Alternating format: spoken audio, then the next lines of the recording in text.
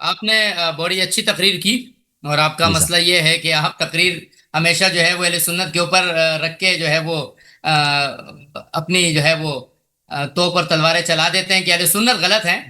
میں نے سوال آپ سے یہ کیا تھا، اہل سنت والجماعت کے نزدیک الحمدللہ احادیث کی جس طرح حفاظت ہوئی ہے، اور جس طرح اللہ رب العزت نے ان رجال کار کو اس کام کے لیے مختص کیا، تو اس سے بہتر تو آج تک تاریخ میں آپ خود نہیں لا سکے ہیں۔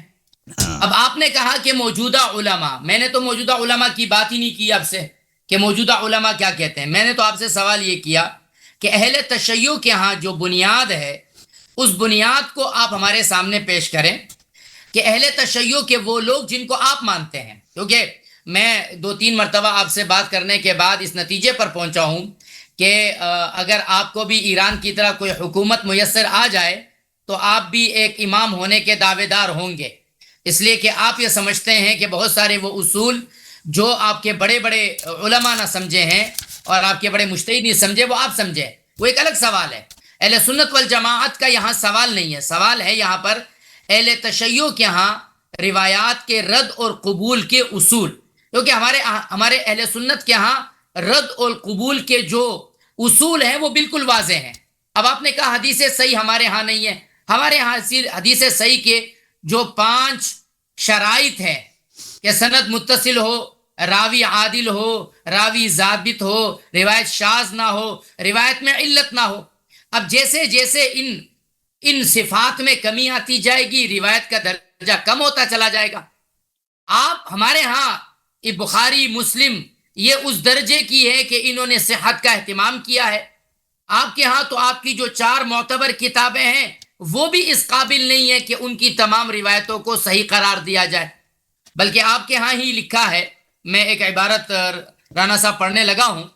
علامہ باقر مجلسی صاحب لکھتے ہیں، عربی ہے یہ الرسائل الرجالیہ، میں اس کی عربی کے بجائے اردو پڑھ لیتا ہوں، عربی عربی پڑھیں، بھی ہے۔ نہیں عربی پڑھیں، عربی پڑھیں، عربی عربی پڑھ پڑھیں، لیتا ہوں جی، عربی عربی پڑھیں۔ پڑھ لیتا ہوں، چلے جی وہ تھوڑی فکما ان لا نحتاج الى سند لهذه الاصول الاربعه واذا اوردنا سندا فليس الا للتيمن والتبرك والاقتداء بسنه السلف، وربما لم ينالوا بذكر سند فيه ضعف او جهاله لذلك، فكذا هؤلاء الأكابر المؤلفين ذلك كانوا يكتفون بذكر سند واحد إلى الكتب المشهورة وإن كان فيه ضعف أو مجهول۔ یہ کیا کہہ رہے ہیں کہ ہمارے اصول اربعہ کے لیے سند کی ضرورت نہیں، اور اگر ہم کوئی سند ذکر بھی کرے تو وہ محض تبرک اور سلف کی سنت پر عمل کے طور پر ہوتی ہے، اور کبھی ایسا بھی ہوتا ہے کہ سند میں ضعف یا راوی کی جہالت کے باوجود اسے ذکر کر دیا جاتا ہے۔ اسی طرح یہ جلیل قدر مصنفین یعنی شیعہ حضرات مشہور کتابوں تک ایک ہی سند پر اکتفا کرتے ہیں، چاہے اس میں ضعف ہو یا راوی مجہول ہو۔ الرسائل الرجالیہ للکلباسی، رجالیہ۔ جلد 4 صفحہ نمبر 388۔ یعنی آپ کے نزدیک تو سند کی کوئی اہمیت ہے نہیں، اور جن لوگوں نے یہ اصول بنایا کہ لولا الاسناد لقال من قال ما شاء قال، یہ اس الفاظ کو مختلف اس طرح سے، ہمارے ہاں تو سند کو یہ اہمیت ہے کہ اگر سند میں ایک راوی بھی اس کے اندر کمی آ جاتی ہے کس چیز میں، ضبط میں، جو آپ نے کہا نا کہ محفوظ نہیں ہو سکتا، ہمارے ہاں ضبط صدر یا ضبط کتابت یہ دونوں اتنے اہم ہیں کہ اگر کسی کے ضبط میں اتنی کمی آ جائے کہ وہ درجہ صحت سے نیچے آ جائے تو اس کی روایت کو کبھی صحیح نہیں کہتے، اور آپ ان لوگوں پر یہ اعتراض کرتے ہیں کہ ان کے نزدیک تو کوئی سند ہو ہی نہیں سکتی ہے۔ ہمارے نزدیک ہے یا نہیں ہے؟ آپ کی کتاب میں نے پڑھی کہ آپ کے نزدیک سند کی کوئی اہمیت نہیں۔ دوسری بات آپ نے یہ کہی کہ ائمہ نے ہزاروں کتابیں لکھوائی، یہ ائمہ کون سے سن میں تھے؟ یہ ائمہ کوئی ایسے تو نہیں ہے نا کہ کوئی ایسے 10,000 سال پرانے تھے، یہ اس زمانے میں آئے کہ جب اسلام موجود تھا، اور شیعہ بمانا ان شیعت کے جس معنی میں امام ابو حنیفہ شیعہ تھے، جس معنی میں امام شافعی شیعہ تھے، جس معنی میں امام احمد بن حنبل شیعہ تھے، یہ بڑے بڑے شیعہ موجود تھے، تو ان کتابوں کا تذکرہ ہمارے ہاں کیوں نہیں ملتا؟ ان کا تذکرہ وہ رجال جن سے ہماری صحاح نے باوجود شیعہ ہونے کے ان سے اتنی ساری روایتیں لی. شیعہ کا معنی یہاں جو ہے اللہ یاری صاحب نہیں ہے. شیعہ کا مطلب یہاں محب اہل بیت ہے. یہاں اہل بیت کے نام پر بہت کچھ کرنے والے مراد نہیں ہے. یہاں مراد وہ آدمی ہے جس کو اہل بیت سے محبت ہے. تو میرا سوال اپنی جگہ کھڑا ہے کہ آپ کی کتب جو آپ کے شیعہ کے نزدیک معتبر ہونی چاہیے، وہ کتب آپ کا شیعہ اٹھ کر آپ کی کتابوں کو اٹھا کر کہتا ہے کہ میں ایسی کتابوں کو دیوار پر مارتا ہوں، تو آپ کے شیعہ آپ کی اپنی کتب شیعہ کو اہمیت نہیں دیتا. ہماری کتب سنت کو آپ اہمیت نہ دیں، ہمیں اس سے آپ کو شکوہ ہی نہیں ہے، لیکن آپ کا شیعہ آپ کی اپنی کتب کو جو اہمیت نہیں دیتا، تو کیا کوئی اصول ہے عند شیعہ کہ شیعہ کون سی کتاب کو مانیں گے، کون سی روایت کو مانیں گے اور کون سی کو نہیں مانیں گے؟ تو لہٰذا میرا جو سوال ہے وہ آپ سے اہل سنت کے متعلق نہیں ہے. میرا سوال آپ سے اہل تشیع کے متعلق ہے کہ اہل تشیع اپنی کتابوں کو کیوں نہیں مانتے، اپنی سندوں کو کیوں نہیں مانتے؟ حسن صاحب، علامہ صاحب نے 7 منٹ بات کی ہے، 7 منٹس نا، تو آپ بھی پھر 7 منٹ ہی بات کر لیں. اور مجھے ان کی بات میں حسن صاحب ایک بات آپ کے سامنے رکھنی ہے. علامہ صاحب کا پوائنٹ بڑا نوٹ کرنے والا ہے. وہ کہتے ہیں روایات کو رد یا قبول کرنے کا اصول کیا ہے آپ کے ہاں؟ آپ نے اس سوال کا جواب دینا ہے. اور علامہ مجلسی تو کہتے ہیں کہ ہمیں تو سند کی ضرورت ہی نہیں ہے، بیسک 2-4 باتیں یہی تھیں. جی بسم اللہ. جی دیکھیں محترم ناظرین، علامہ صاحب نے بالکل ان کے سوال کے جواب نہیں دیا کہ جب اللہ اور رسول صلی اللہ علیہ وسلم کو پتہ تھا کہ میری امت کے میرے بعد میرے احادیث میں ہیر پھیر ہو سکتی ہے، مجھ میں احادیث میں اضافہ کمی ہو سکتی ہے، احادیث ضائع ہو سکتے ہیں، تو انہوں نے ان احادیث کو محفوظ رکھنے کا کیا طریقہ کار سوچا؟ آپ کے جو اصول حدیث ہیں، آپ کہتے ہیں آپ کے پاس اصول حدیث ہیں، ان میں سے ایک اصول حدیث آپ رسول صلی اللہ علیہ وسلم تک پہنچا دیں. آپ نے جو فرمایا نا کہ ہمارے پاس صحیح حدیث کی یہ تعریف ہے، کو کسی شرعی دلیل سے ثابت کریں. یہ جو آپ نے 5 ضابطے دیے نا کہ صحیح حدیث کی خصائص یہ ہیں، آپ کہتے ہیں ہم اہل سنت ہیں، آپ نے بنایا اپنے جیب سے لگا دیے اس میں کہ یہ اصول حدیث ہیں، اور آپ کے پاس یہ اصول رسول صلی اللہ علیہ وسلم سے کیوں نہیں ہے؟ اصل صاحب شریعت تو رسول اللہ صلی اللہ علیہ وسلم ہے. وبالمؤمنین رؤوف حریص علیکم، جو جن کو حرص ہے، جن کو بڑا ہی فکر ہے، بہت ہی غم ہے اہل تمام انسانیت کے نجات کا تا روز قیامت، انہوں نے اپنے احادیث محفوظ رکھنے کا کیا طریقہ سوچا؟ یہ آپ کے جو اصول حدیث ہیں یہ سراسر من گڑت ہیں، یہ سراسر بدعت ہیں. شیخ صاحب یہ کٹ گئے ہیں. جی یہ ہمیشہ جب میں گفتگو کر رہا ہوتا ہوں نا، یہ چلے جاتے ہیں نقل لینے کے لیے، کاٹ کے چلے جاتے ہیں نقل لینے کے لیے، اور میری بات نہیں سنتے، یہ پھر آ جاتے ہیں کہتے ہیں کہ آپ نے میرے سوال کا جواب نہیں دیا. نہیں ایسا نہیں ہے، ایسا نہیں. میرے پاس کاغذ ہے، میں آپ کو ڈسٹرب نہیں کرنا چاہتا ہوں. بیچ میں بس کاٹ کے نہ جائیں. آپ سن لیں. نہیں آپ نے پوچھا کہ آپ کے ہاں کون سے اصول حدیث ہیں، میں نے آپ کی خدمت میں بہت ہی تفصیل کے ساتھ جواب دیا کہ ہمارے پاس اصول حدیث یقین. اگر آپ کے پاس ولا تقف ما لیس لک به علم، یہ ہمارا اصول حدیث ہے، اس کی اتباع نہ کرو جس پر آپ کو یقین نہیں ہے، جس کا آپ کو پتہ نہیں ہے، جس کا آپ کو پاس علم نہیں ہے. ان الظن لا یغنی عن الحق شیئا، ظن کا حق کے ساتھ کوئی واسطہ ہی نہیں ہے. ٹھیک ہے نا؟ اور قرآن مجید میں ظن کی جو ہے کہ مذمت بے نہایت ہے. آپ جو کہتے ہیں نا آپ کے پاس اصول حدیث ہے، یہ اصول حدیث کہاں سے؟ اور آپ کہتے ہیں ہمارے ہاں بہت علم جرح و تعدیل ہے، ہم روات کے ضبط کو دیکھتے ہیں. بھائی ادھر دیکھیں. میں آپ کے پاس 2 مثال دیتا ہوں، چاہیے تو میں مزید 20 مثال دے دیتا ہوں. آپ کا ایک امام ہے علم جرح و تعدیل میں، اس کا نام ہے بخاری. آپ کا ایک دوسرا امام ہے جس کے آپ مقلد ہیں، اس کا نام ہے ابو حنیفہ. ابو حنیفہ نے جتنے لوگ اللہ کو آسمان میں سمجھتے ہیں اس کو تکفیر کی. آپ کو پتہ ہے اس بات کا؟ تو ابو حنیفہ کے نزدیک بخاری بھی کافر، مسلم بھی کافر، احمد بن حنبل بھی کافر، ترمذی بھی کافر، نسائی بھی کافر. یہ عجیب ماجرا. یہ کہتے ہیں ہمارے پاس اصول ہیں جرح و تعدیل کے. اور بھائی جرح و تعدیل یہی ہے، سب کافر تمہارے مذہب کے امام کے ہاں کافر. اور مزے کی بات ہے تمہارے امام بخاری اور تمہارے اکابر محدثین ابو حنیفہ کے متعلق کیا کہتے ہیں کہ کافر تھا، 2 دفعہ سے کفر سے توبہ زبردستی لیا گیا. او سبحان اللہ، عجیب ماجرا. کیس سے بدتر، شومتر، نحستر اسلام میں پیدا نہیں ہوا. کیا اور اسی طرح ایک دوسرے کے جو آپ کے ہاں جرح ہے، ان کے تمام ائمہ نے ایک دوسرے کی تکفیر کیا. کہتے ہیں ہمارے ہاں علم جرح، یعنی ان کے ہاں جو جرح و تعدیل فلان ضابط ہے، فلان ضابط نہیں ہے، فلان ثقہ، یہ سب شہوت کے روح سے، ہوا و ہوس کے روح سے یہ جرح ان کی تعدیل ہے. دلیل چاہیے تو میں ان پہ کوئی اعتبار ہی نہیں ہے. پھر دوسری بات ہے میرے استاد محترم، آپ نے سنا نہیں شیخ صاحب، اچھی طرح سے میرے جملے کو سن لیں. میرے اس بات کو 10 سال کا عمر کا بچہ بھی سمجھتا ہے، 5 سال کی عمر کا بچہ اگر ذہین ہو تو سمجھ لیتا ہے، 70 سال آدمی بھی سمجھ لیتا ہے کہ آپ کے احادیث پہ کوئی اعتبار نہیں ہے، کیونکہ آپ کے احادیث کا دار و مدار کیا ہے؟ فلانے نے فلانے سے سنا، فلانے نے فلانے سے سنا، فلانے نے پردادے سے سنا، پردادے نے پڑوسی سے سنا، پڑوسی نے قصائی سے سنا، قصائی نے اس سے خیاط سے سنا، جو سلائی کرنے والا ہوتا ہے اس سے سنا، ٹیلر سے سنا، اور اس نے رسول اللہ اس نے صحابی سے، صحابی نے رسول صلی اللہ علیہ وسلم. عجیب عجیب غریب ہے ماجرا ہے جی. اور انہیں حدیث میں بے شمار، میں آپ کو اسلام میں سب سے بڑا رکن کیا ہے؟ توحید ہے. توحید ہے. آپ بھائی آپ کے پاس تو متواتر احادیث ہے نا کہ اللہ آسمان میں، یہ تو تواتر معنوی ہے کہ اللہ کرسی پہ بیٹھتا ہے، کرسی سے طرح نکلتی ہے، اس کا پیر ہے، اس کے ناخن ہے، پتہ نہیں کیا کیا کیا، یہ تو تواتر معنوی ہے. تنزیح میں آپ کے پاس ایک بھی حدیث نہیں ہے، اور آپ اپنے متواتر حدیث کو نہیں مانتے. یہ میرے سامنے ماتوریدی صاحب بیٹھے ہیں، ان کے امام ابو حنیفہ تکفیر کرتے ہیں جی کہ جو بھی کہہ دے اللہ آسمان میں کرسی پر بیٹھا ہے وہ کافر ہے جی. ان کے تمام اکابر اشاعرہ ماتوریدیہ کے متفق القول ہیں کہ یہ جو بھی ہے اس کا عقیدہ یہ کافر ہے. یہ میں مذاق نہیں کر رہا، یہ عجیب، یہ جو پاکستانی ڈرامے ہوتا ہے نا، کامیڈی ڈرامے 50-50 احادیث ان کے پاس متواتر، نام بھی رکھا اہل سنت، اور کہتے ہیں ہمارے پاس احادیث محفوظ رکھنے کا بہترین طریقہ موجود ہے. تو ان حدیث پہ یقین کیوں نہیں، ایمان کیوں نہیں رکھتے، تصدیق کیوں نہیں کرتے؟ اسی لیے تو آپ کے وہ وہابی بھائی جو ہے آپ کی تکفیر کرتے ہیں کہ آپ اسماء و صفات کے منکر ہیں. ابن تیمیہ نے جو اتنی کتابیں لکھی ہیں، صرف ایک کتاب شیعوں کے رد میں لکھا ہے، اس کی ساری کتابیں تو اشاعرہ ماتوریدیہ کے رد میں کہ آپ لوگ کافر و اسماء و صفات کے منکر ہو. میں مذاق کر رہا ہوں؟ یہ اللہ جانتا ہے کہ یہ سب باتیں صحیح ہیں. اچھا، اب عرض یہ ہے کہ یہ جو آپ کہتے ہیں نا فلانے سے سنا، یہ سب عقلاء کے نزدیک حجیت سے ساقط ہے، کیونکہ انسان کا حافظہ پرفیکٹ نہیں ہوتا، جتنا حافظہ بھی صحیح ہو وہ پرفیکٹ نہیں ہوتا. اور پھر یہ ہے کہ لوگوں کے مختلف وجوہات ہوتے ہیں، لوگوں کے ہوا و ہوس ان کے نقل میں اثر انداز ہوتا ہے، ٹھیک ہے نا. اور تیسری بات یہ ہے کہ آپ کے جو جرح و تعدیل ہے وہ خود اعتبار سے ساقط ہے، کیونکہ آپ کے اکابر ائمہ سب مجروح ہیں.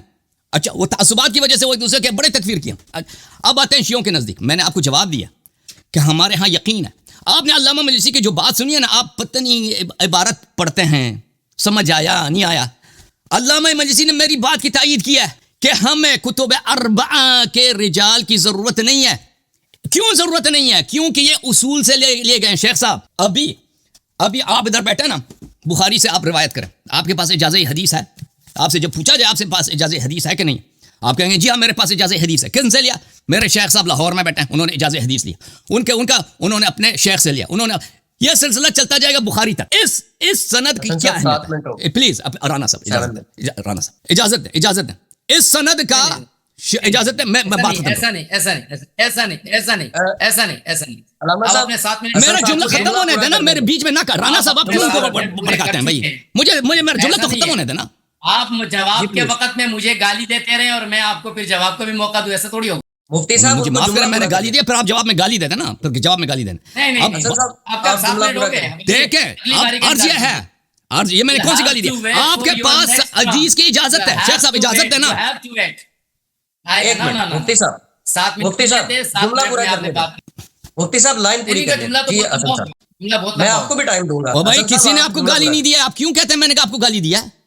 ان کو جواب نہیں آتا تو یہ پکڑ لیتے ہیں کہ گالی دیا. کون سی گالی دی اس کو؟ کافی ہے نا ہمارے لیے، کافی ہے ہمارے لیے. آپ اپنی ٹرم میں نا آپ اس کو ایڈریس کر لیجیے نا. آپ کو اگر کوئی غلط فہمی ہوئی آپ اس کو ایڈریس کر لیجیے گا. حسن صاحب کی لائن پوری ہونے دے، میں آپ کو بھی 10-20 سیکنڈ دے دوں گا، کوئی ایشو نہیں. حسن صاحب آپ پوری کریں لائن پھر مفتی صاحب کی طرف. پلیز وہ جب وہ ٹائم کا شرط نہیں لگاتے، آپ ٹائم کا کیوں شرط لگاتے ہو شیخ رانا بھائی؟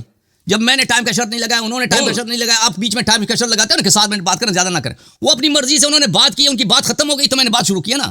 انہوں نے کچھ سوالات کیے ہیں تو میں جواب دینے دوں. نہیں ٹائم نہیں لگانا تو پھر آڈینس حسن صاحب اعتراض کرتی ہے نا کہ آپ کو ٹائم زیادہ دے رہے ہیں. مجھ پہ الزام لگتا ہے جن کو ٹائم زیادہ دے رہے ہیں. دیکھیں آپ نے ٹائم کی پابندی میں آپ نے دیکھیں یہ گفتگو خراب ہوئی ہے. وہ کچھ نہیں بولتے اگر آپ بیچ میں انٹرپٹ نہیں کرتے. اور یہ شیخ صاحب اب اچھی طرح سے سنیں. پہلے میں نہیں بولتا. میرے آپ سے ایک اعتراض رہے گا. 2 اعتراضات میرے آپ سے ہیں. پہلا اعتراض ہے موضوع پر نہیں رہتے، موضوع سے بھاگ جاتے ہیں. سوال آپ سے ہوا، جواب نہیں دیا. نمبر 2، آپ سے پہلے بھی کہا تھا اپنے لہجے کو، اپنے انداز کو مناسب کیجئے. ہم یہاں آتے ہیں اپنے دلوں کو خوش کرنے کے لیے، اس لیے نہیں آتے ہیں کہ ہم آپ سے اپنی بڑوں کی تکفیریں کرواتے رہیں. ٹھیک ہے نا جی؟ اگر آپ ہمارے بڑوں کو کافر کہیں، ہمارے بڑے میوٹ ہو گئے شیخ صاحب، خود آپ نے میوٹ کیا اپنے آپ کو. اور میوٹ کرو اپنے آپ کو. بھائی آپ کے بڑوں نے ایک دوسرے کی تکفیر کی. ابو حنیفہ بخاری ایک دوسرے کی تکفیر کرتے ہیں، کہتے ہیں آپ نے گالی دی. یہ میری گالی ہے. آپ دیکھیں آپ مجھ سے مطالبہ دلیل کریں شیخ صاحب. محفل آپ پہ جا رہی، آپ نے تمہارا شروع کر دیا. محفل آپ پہ جا رہی، آپ نے تمہارا شروع کر دیا. یہ تو طریقہ نہیں ہے کلام کا. جناب شیخ محترم، بہت معذرت کے ساتھ، آپ کے اکابر ائمہ، آپ کے اکابر ائمہ پہلے دیکھیں جب مفتی صاحب میری بات سنیں نا. پہلے آپ مجھے کہتے ہیں جی آپ ماڈریشن کریں، پھر آپ کہتے ہیں آپ ٹائم کیوں لگاتے ہیں. ایسا نہیں ہوتا نا.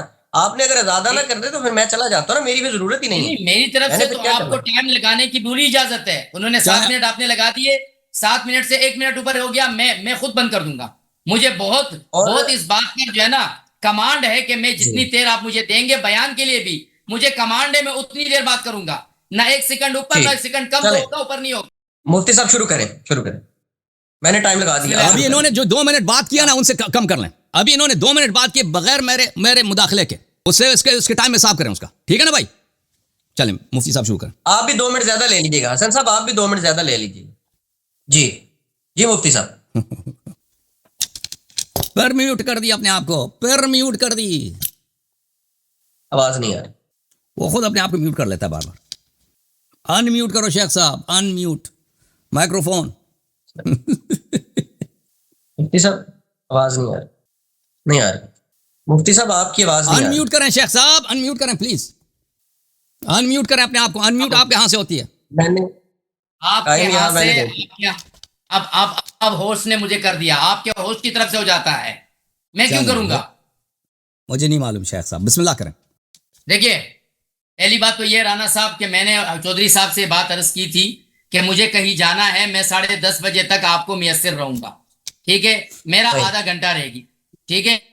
اگلی بات یہ ہے کہ میرے سوالوں کے جواب ابھی تک اللہ یاری صاحب نہیں دے چکے ہیں. وہ ہماری تکفیروں کے اور ہمارے لوگوں کے آپس کے اختلافات کے پیچھے لگے ہوئے.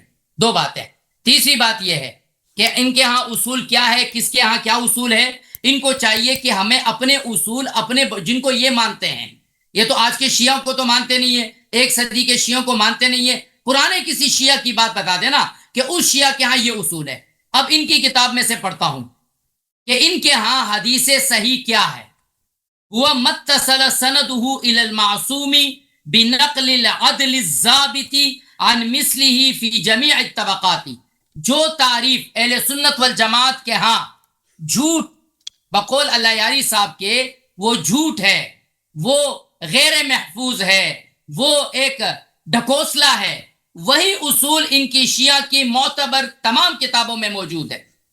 اب بتائیے اگر شیعوں کے ہاں ایک چیز اصل ہے اور ان کی معتبر کتابوں میں موجود، وہ اللہ یاری صاحب نہیں مانتے ہیں، تو اس نام ماننے کا الزام اہل سنت پر کیوں ڈالتے ہیں؟ مجھے تو اس بات پر فخر ہے کہ میرے پاس بخاری و مسلم ہے. مجھے تو اس بات پر فخر ہے کہ میرے پاس ابن حجر، ذہبی اور ایسے لوگ ہیں جنہوں نے ہماری تمام جتنے راوی تھے ان پر کام کر کے ان کی زندگیاں ہمارے سامنے رکھ دی. آپ کو اعتراض ہے اس بات پر کہ آپ کا شیعہ اہل سنت کا متبع ہو گیا ہے.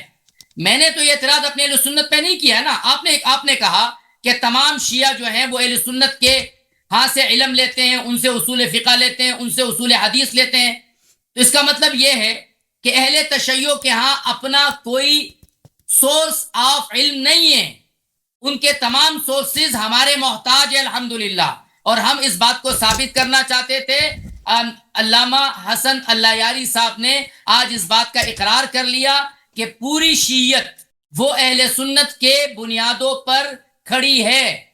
اگر اہل سنت کی بنیاد بیچ میں سے ہٹا دی جائے تو شیعت دڑام سے نیچے گرے گی. میں نے سوال یہ کیا تھا کہ آپ کے اکابرین، آپ جن کو اکابرین مانتے ہیں وہ اصل میں تو ہمارے اکابرین ہیں، جو ائمہ ہیں، ائمہ اطہار رضوان اللہ علیہم اجمعین، امام باقر، امام جعفر صادق، امام موسیٰ کاظم، امام علی رضا، امام تقی، امام نقی، امام حسن عسکری، یہ ہمارے بڑے تھے. ان کے خاک پا میرے سر پر آ جائے، مجھے ان کی غلامی مل جائے تو میرے لیے اس سے بڑی بخت کی بات نہیں ہے. انہوں نے جو چیزیں صرف اہل تشیع کو دی تھی، تو ہزاروں شیعوں سے روایات لی. ان شیعوں نے وہ باتیں کیوں نہ بتائی؟ انہوں نے اپنے کسی ایک شاگرد کو تو بتائی ہوتی نا. ہم آپ سے یہ کہہ رہے ہیں کہ آپ اپنے اصول حدیث پہ آئیے. اہل سنت تو اپنے ہاں مطمئن ہیں، خوش بھی ہیں، راضی بھی ہیں. آپ ناراض ہیں اپنوں سے تو آپ اپنے اصول بتا دیجئے کہ میں اویس ربانی سے کل جب بات کروں گا، میں کسی شیعہ علامہ سے بات کروں گا، میں کسی شیعہ نوجوان کو اگر قائل کروں گا تو میں اس کو شیعت کا یہ اصول بتاؤں گا. اہل سنت تو آپ کے نزدیک ویسے ہی گستاخ ہے نعوذ باللہ، اہل سنت تو آپ کے نزدیک ویسے ہی جو ہے وہ مرتد اور کافر ہے نعوذ باللہ. آپ اپنے اصول بتائیے. ہمارے اصول ہم نے آپ سے نہیں پوچھا. ہم نے نہیں پوچھا امام ابو حنیفہ کا حکم کیا ہے، ہم نے نہیں پوچھا کہ امام بخاری کون تھے، ہم نے نہیں پوچھا علامہ ابن تیمیہ کون تھے. ہم نے تو یہ پوچھا کہ شیعوں کے ہاں اصول حدیث کیا ہیں جن کی بنیاد پر روایات قبول کرتے ہیں اور جن کی بنیاد پر روایت کو رد کرتے ہیں. لیکن اللہ یاری صاحب کی ذاتی رائے نہیں چاہیے، مجھے مستند کتابوں سے وہ بات چاہیے کہ میں اپنے محبوب، اپنے دل کے ٹکڑے، اپنے جگر بھائی اویس ربانی کو بھجواؤں کہ یہ دیکھو یہ تم ان اصولوں کی بنیاد پر اس روایت کو رد نہیں کر سکتے. 5 منٹ ہو گئے، ابھی 2 منٹ ہے مفتی صاحب، آپ بات کر سکتے ہیں. میں نے دے دیے، انہوں نے کہا نا 2 منٹ کم کر دیں، میں نے دے دیے، دھان کر دیا ان کو. جی حسن اللہ یاری صاحب ٹائم میں لگا رہا ہوں، بسم اللہ کریں. بسم اللہ الرحمن الرحیم. محترم ناظرین، مفتی صاحب کو بات سمجھ نہیں آ رہی. جب ان کے پاس دلیل نہیں ہوتی تو یہ پکڑ لیتے ہیں کہ آپ نے گالی دیا. بھئی اگر بخاری صاحب نے احمد بن حنبل کی تکفیر کیا، بخاری سے عفواً ان کے امام ابو حنیفہ کے ادلہ کی روح سے، ان کے اپنے ائمہ ابو الحسن اشعری اور ابو منصور ماتوریدی کے توحید کے مختلف مواقف میں سے، بلکہ ان کے پوری جماعت کے اجماع سے، مسلم بھی کافر، بخاری بھی کافر، ترمذی بھی کافر، احمد بن حنبل بھی کافر، نسائی بھی کافر، ان سب کے محدثین کافر ہیں. اور بھائی آپ مجھے بتاؤ یہ گالی ہے؟ آپ کر سکتے ہیں کہ مجھ سے مطالبہ، آپ کہتے ہیں مجھے فخر ہے بخاری مسلم پہ. اور بھائی کہاں کی فخر ہے؟ تمہیں فخر ہے کہ جو شخص تمہارے مذہب میں بالاجماع کافر ہے تم اس سے حدیث لیتے ہو؟ یہ فخر کی بات ہے. آپ شاک ہو گئے نا کہ یہ سمجھتے ہیں کہ شاید میں جھوٹ کہہ رہا ہوں. آپ کو حق ہے کہ مجھے چیلنج کرو، اللہ اس بات کی دلیل پیش کرو کہ یہ ہمارے ہاں کافر ہے. تو وہ اگر میں پیش نہ کر سکا تو پھر میرے منہ پہ تھوک لو تم لوگ، ٹھیک ہے نا. اور دوسری جانب سے آپ ابو حنیفہ سے آپ نماز پڑھتے ہو کس کے فتوے پر؟ ابو حنیفہ، نکاح طلاق، تمہاری ساری سے اس کے فتوے، وہ آپ کے محدثین کے ہاں کافر ہے. بھائی بخاری واضح طور پہ کہتے ہیں یہ شخص مرجئی ہے. مرجئی بخاری کے اصطلاح میں بدترین کافر کو کہتے ہیں. آپ پڑھیے نا ان کے کتاب تاریخ کبیر بخاری کی. اچھا تو یہ کہتے ہیں ہمارے پاس الحمدللہ اصول ہیں. آپ نے میرے بات نہیں سنی شیخ صاحب، اور نہ آپ نے شاید سنی بھی ہے، لیکن آپ کے پاس یہ کوئی جواب، اور پورے اکابر جماعت احناف کے اکابر کو میرا چیلنج ہے، تم جواب دے دو کہ کون سا تمہارے پاس اصول حدیث ہے جو رسول صلی اللہ علیہ وسلم سے پہنچی ہے. اگر نہیں پہنچی ہے اصول حدیث تو پھر بدعتی ہو، ختم بات، ٹھیک ہے نا. اور پھر تو آپ جو کہتے ہیں نا ہمارے پاس جرح و تعدیل ہے، جرح و تعدیل کا میں نے وہ جب بتا دیا کہ بھئی آپ کے، اور کہتے ہیں صحیح حدیث ہے، صحیح حدیث توحید سے زیادہ کیا چیز ہے؟ ان پہ کیوں تصحیح نہیں کرتے، اعتقاد نہیں رکھتے، اور جو ان پہ اعتقاد رکھے وہ آپ کے مذہب میں کافر ہے. اور بھئی کوئی ہے اس کا جواب دینے والا؟ کوئی مرد ہے اہل سنت میں، احناف میں، اس کا مجھے جواب دے دے. آپ کے پاس اگلا مقابلہ اگلی بات اس پر کریں گے. میرے بیچ میں بولا نا، اب میں 30 سیکنڈ زیادہ میرے بیچ میں بولا. مفتی صاحب بیچ میں نہیں بولے، مفتی صاحب بیچ میں. ان میں کوئی مرد ہے اس بات کو جواب دینے والا کہ بھئی اگر آپ کے پاس احادیث تنظیم میں کوئی نہیں ہے، تجسیم پہ سب احادیث ہیں، تو آپ مجسم کو کیوں کافر کہتے ہو؟ خود کیوں مجسم نہیں ہو؟ تو اور نام رکھا اہل سنت. اچھا عرض یہ ہے کہ آپ کے ہاں جو آپ نے یہ کہا کہ شیعہ علماء اہل سنت سے، جماعت عمریہ سے اصول حدیث لیتے ہیں، یہ شیعہ مجتہدین لیتے ہیں. ہمارے ہاں اب اجتہاد کا زمانہ ہے اور ان کا بڑا ہر طرف پہ قبضہ ہے. واقعا آپ کی بات صحیح ہے، ان کی سارا مسلک ہی اہل سنت سے مقروض ہے، اہل سنت سے لیا گیا. اور اہل سنت کا سارا مسلک میں آپ کو بتاؤں یہود سے مقروض ہے. آپ کے پاس جو اجتہاد ہے، دیکھیں رسول صلی اللہ علیہ وسلم نے فرمایا لَتَتَّبِعُنَّ سُنَّةَ مَنْ كَانَ قَبْلَكُمْ. پلیز میرے بیچ میں پھر بولا ہے بھائی، میرے بیچ میں بولا ہے، میں نے ٹائم روکا. میں 30 سیکنڈ مزید لوں گا نا. ہنسنے پر پابندی نہیں لگے گی. رانا صاحب لطیفہ سنیں گے. دیکھیں بیچ میں بولتا ہے نا، پھر بیچ میں بولتا ہے. لطیفہ سنائیں گے. بیچ میں بولا ہے، لطیفہ نہیں ہے، حدیث رسول صلی اللہ علیہ وسلم ہے. لطیفہ ہے. پلیز بیچ میں نہ بولو، پلیز سن لو نا، دلیل سن لو. میں ہنسا ہوں. مفتی صاحب معذرت، سنجیدہ گفتگو میں اگر ہنسیں گے تو پھر میرا خیال ہے یہاں تھیٹر تو نہیں لگے گا. پھر شروع ہو گیا، تم دونوں آپس میں شروع ہو گئے بھائی. خاموش ہو جاؤ دونوں، خاموش ہو جاؤ. آپ کو گالی نہیں دی، آپ مجھے یہودی کہہ رہے ہیں، آپ مجھے گالی نہیں دے رہے. مفتی صاحب بھائی سن لو نا، اپنی باری میں جواب دے دو، گالی دے رہا ہوں. آپ لوگوں نے آپ کی کتب دیکھے، لوگوں اچھی طرح سے سن لو. رسول صلی اللہ علیہ وسلم نے فرمایا لَتَتَّبِعُنَّ سُنَنَ مَنْ كَانَ قَبْلَكُمْ شِبْرًا بِشِبْرٍ وَذِرَاعًا بِذِرَاعٍ. رسول ان کے ہاں یہ متواتر حدیث ہے، اس کو پتہ نہیں ہے. کہتا ہے آپ نے گالی دیا کہ آپ لوگ یہود النصارہ کے سنن پہ چلو گے، منہ بمنہ اور قدم بقدم. یہود کے ہاں 2 قسم کے تورات ہیں، ایک تورات ہے اورل تورات، ایک مکتوب تورات، ایک شفاہی تورات ہے جس کو تناخ بولتے ہیں، ایک مکتوب تورات ہے جو موسیٰ علیہ السلام پہ نازل ہوئی تھی، اور ان کی جو مکتوب تورات ہے یہ اہل سنت کی طرح 200 سال تک نہیں لکھے تھے، یہ سینہ بہ سینہ آتا رہا تھا اور بعد میں یہ لکھی گئی ہیں. اور پھر ان کی کتابوں میں کثرت کے ساتھ صحیح اسانید کے ساتھ اسرائیلیات موجود ہیں. یہ کہتے ہیں ہم نے یہود سے نہیں لیا. آؤ ہم گفتگو کرتے ہیں کہ میں آپ کو دکھاتا ہوں کہ آپ کی کتب، جن کتب میں اسرائیلیات بری پڑی ہیں اور صحیح اسانید کے ساتھ بری پڑی ہیں، اگر آپ نے احادیث میں یہودیوں سے لیا ہے جس میں سند ہوتا ہے، تو علم فقہ میں جس میں سند نہیں ہے، علم اصول میں جس میں سند کا نام ہی نہیں ہے، یہ کیسے تم یہودیوں سے نہیں لیا؟ حالان کے کوفہ جو تھا اس کے ساتھ بابل ہے. جو لوگ یہود کی تاریخ کو جانتے ہیں اچھی طرح سے جانتے ہیں کہ بابل یہودیوں کا گڑھ تھا. اصل جو تلمود لکھی گئی تھی وہ بابل میں لکھا گیا، نہ کہ یروشلم میں، قدس میں. اور اگر کوئی شخص، میں اس کو چیلنج دیتا ہوں، تلمود کا مقایسہ کرے ابو حنیفہ کے جو دو شاگرد ہیں، ایک شیبانی صاحب ہیں ایک دوسرے، ان کے کتب کے ساتھ، ان کے کتب میں بے نہایت شباہتیں ہیں. اچھا یہ بات کہ انہوں نے یہود سے لیا، ان کا علم اجتہاد یہ ان کا اپنا نہیں ہے، یہ یہودیوں سے مقروض ہے، اس کے دلائل اپنے ساتھ اس کے اپنی جگہ پر بہت ہے. اب میں نے عرض کیا تھا کہ وہ رانا صاحب بیچ میں بولے تھے، انہوں نے کہا تھا کہ تم علامہ مجلسی کی بات نقل کی تھی. شیخ صاحب آپ کو علامہ مجلسی کی بات سمجھ نہیں آئی. انہوں نے فرمایا ہمیں اسناد کی ضرورت نہیں ہے. کیوں اسناد کی ضرورت؟ اگر ہم اسناد نقل بھی کرتے ہیں تو تیمنن. میں نے اس کی مثال دی. شیخ صاحب ادھر دیکھیں، اگر آپ سے کوئی پوچھا جائے کہ آپ کے پاس اجازہ حدیث ہے، آپ کہیں گے جی ہاں ہے. میرے شیخ لاہور صاحب لاہور میں بیٹھے، ان کا اجازہ حدیث ہے. ان کا کن سے اجازہ ہے؟ فلان سے فلان سے فلان سے، پھر بخاری تک، کہ بخاری سے یہاں تک ہمارا سلسلہ غیر منقطع ہے. لیکن اس سلسلہ حدیث کا جو آپ کا اور بخاری کے درمیان ہے، اس کی علمی کی حیثیت کیا ہے؟ اس کا علمی کوئی قیمت ہے؟ کوئی قیمت ہی نہیں، کوئی فائدہ ہی نہیں ہے. کیونکہ بخاری کی کتاب ادھر پڑھی ہے، بخاری کی کتاب آپ کے پاس پڑھی، آپ 30 واسطوں کے ساتھ بخاری سے نقل کریں، اس کا کوئی اثر ہی نہیں. یہ بخاری کے متواتر موجود ہے کہ یہ بخاری کی کتاب ہے. اسی طرح شیخ صاحب کیونکہ ہمارے احادیث تواتر کے ساتھ اصول سے لی گئی ہیں. اب یہ سن نہیں رہا نا، یہ مطالعہ کر رہا ہے، اصول سے لیے جا رہے ہیں. اصول کا آپ کو پتہ اصول کس کو کہتے ہیں؟ پتہ ہی نہیں اس کو اصول کس کو کہتے ہیں. ائمہ طاہرین علیہ السلام نے ہزاروں کتابیں لکھوائیں. ان کتابوں سے جب ایک کتاب دیکھیں، اگر میرے پاس ایک کتاب ہے جو رسول صلی اللہ علیہ وسلم نے لکھوائی ہے، ایک شخص آ کر اس سے جو ثقہ ہے اس سے نقل کرتا ہے میرے لیے، مجھے تو یقین ہے یہ امام رسول صلی اللہ علیہ وسلم کا کلام ہے. آپ تو 6-7 واسطوں کے ساتھ ان افراد سے نقل کر رہے ہیں جو خود کفر، جن پہ خود وہ ایک دوسرے کی جرح کرتے آ رہے ہیں. ابن حجر عسقلانی تہذیب التہذیب میں، یوسف ابن کمال المزی تہذیب الکمال میں، حافظ الذہبی کتاب المیزان میں، سبحان اللہ اتنے ان کے ہزاروں کی تعداد میں ان کے توثیقات ہیں، ان کی تضعیفات ہیں جن کا کوئی دلیل ہے ہی نہیں سوائے ان کے تعصب کے. اور جن اکابر کے یہ قول پہ اعتماد کرتے ہیں، یحییٰ ابن معین کے قول پہ، ابن جنید کے قول پہ، ابو داؤد طیالسی کے قول پہ، یہ خود ان کے اکابر کے ہاں بدترین یہ بخاری خود اپنے زمانے میں اس کے اپنے شیخ یحییٰ الذہلی نے اس کو نیشاپور سے نکالا تھا کفر کے جرم میں. یہ آپ کو پتا نا، میں بخاری کو، محمد بن اسماعیل بخاری کو نیشاپور سے نکالا گیا کفر کے جرم میں، اور پھر وہ بخارا چلا گیا اور بخارا سے اس کو نکالا گیا کفر کے جرم میں. ان کس نے تکفیر کیا؟ ان کے اپنے مشائخ نے اس کی تکفیر کی تھی. تو دیکھیں یہ اس طرح نہیں ہے کہ بخاری کی تکفیر صرف احناف نے کیا، ابو حنیفہ نے کیا. بخاری کی تکفیر تو آپ کیا اس کے اپنے اساتید نے کیا. تو عرض ہے کہ آپ کے جرح و تعدیل کا کوئی قیمت ہی نہیں، اس کا کوئی ویلیو ہی نہیں ہے، کیونکہ جن لوگوں نے جرح تعدیل کی یہ خود مجروح ہیں، یہ خود ان کے پاس ان کے اوپر کفر کے ٹپے ہیں.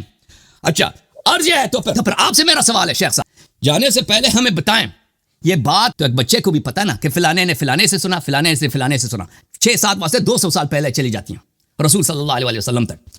اور جن افراد کا آپ واسطہ دے رہے ہیں کہتے ہیں ان کا ضبط ہے، وہ عدول ہیں. جن کی ان کی تعدیل کی ہے، جنہوں نے ان کے ضبط کا شہادت دی ہے، وہ خود مجروح ہیں. تو بتائیں اس پہ کیا اعتبار ہے؟